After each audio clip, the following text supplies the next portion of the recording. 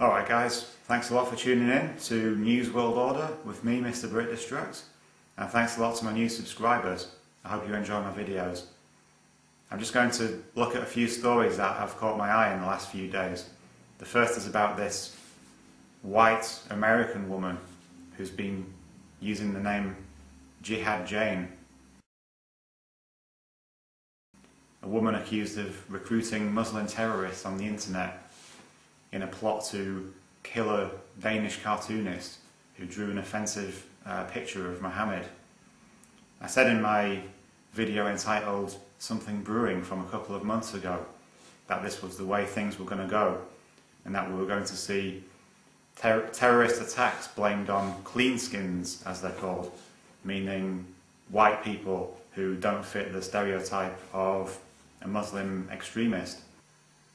Seems like something's brewing, folks. And if something does go bang, it's probably going to be a Western-looking woman. A clean skin. Keep your eyes open. And that's exactly what we've seen with this Jihad Jane. In fact, there's been another woman pulled in by the cops just yesterday in Ireland. Another American woman who the media have been very quick to point out was blonde-haired. You know, the fear's being ramped up, guys. We've been accused of being terrorists recently, and now basically anyone's a potential terrorist. You know, it doesn't matter what your skin colour it is, doesn't matter what your political affiliations are, anyone's a terrorist now. This leads me on to my second story. I don't know whether you remember the CNN news story that I posted at the end of my last video, where a guy was basically saying that 9/11 truthers and conspiracy theorists were nut jobs, potential murderers. This guy's called John Avlon. Well, what we know about the writings he's made online is that it does fit some of the types, some of the tropes that we've seen throughout the first year of Obama in particular. A lot of the conspiracy theories. Of course, 9/11 conspiracy theory goes back to the Bush era. But this anti-government fervor, which has really been stoked on the internet with particular intensity in the last year, he does follow. But it's a mistake to try to shoehorn him into any one ideology or to make him fit any existing narrative, especially a partisan political narrative. What's very clear is that this is a very disturbing individual who's drunk very deeply out a lot of the hate and paranoia that's being sold on the internet by a lot of these conspiracy entrepreneurs.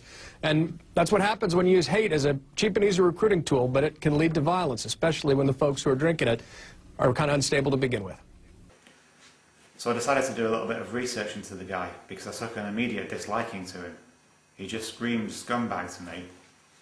He was accusing us of being the hateful ones, but it was him that was actually trying to spread hate and fear with his ridiculous attempts to enter terms like the Patriot movement and right-wing politics into the political discourse.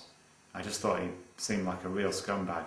So I looked him up, and he was the former chief speechwriter for Rudy Giuliani. Of course, I'm sure most of you know who Rudy Giuliani is, but just for people who don't, he was the mayor of New York at the time of the 9/11 attacks, and he's since made millions based on his actions that day.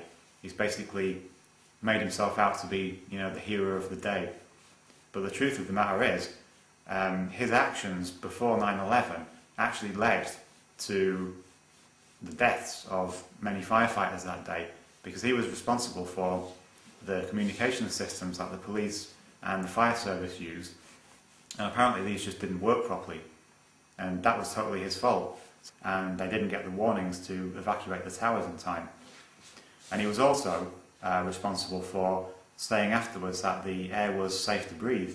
He was one of these people who went around claiming that the toxic, you know, soup of chemicals and gases and dust was perfectly safe to breathe. I mean, it's just completely disgusting what he was responsible for. And he made himself out to be, as I say, the hero of the day since then. Made so much money.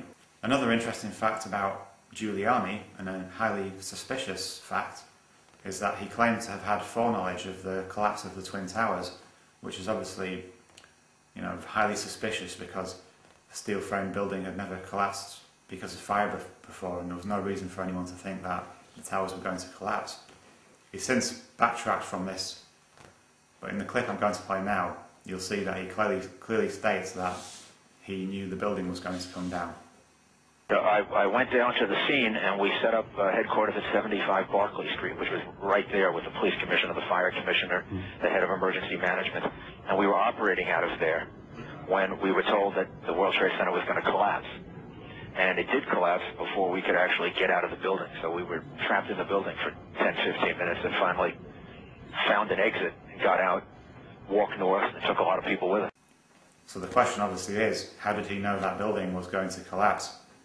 And the second question being, if he knew that, why didn't he get the firefighters out?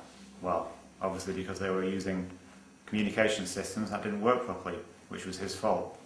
So Giuliani's a complete scumbag, and this John Avlon is, you know, also a complete scumbag.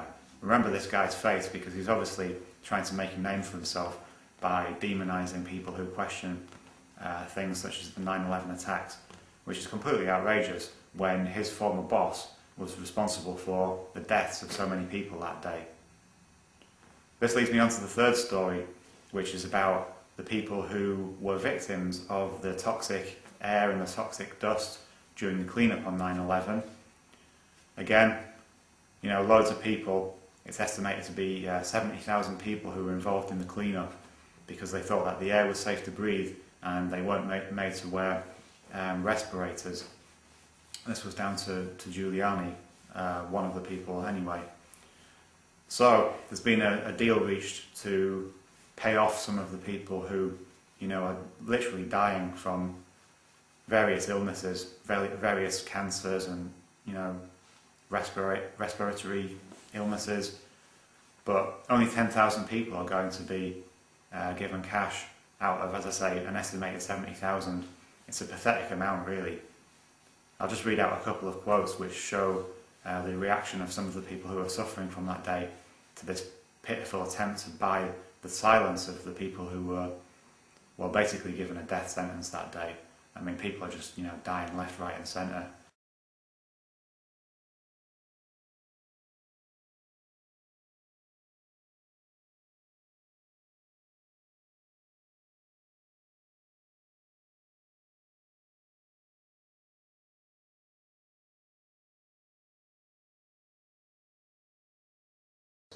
They're basically trying to shut these people up. The people have to accept what they've been offered and agree to not pursue legal action. So it's just an attempt to silence them off with a pitiful amount of money, really.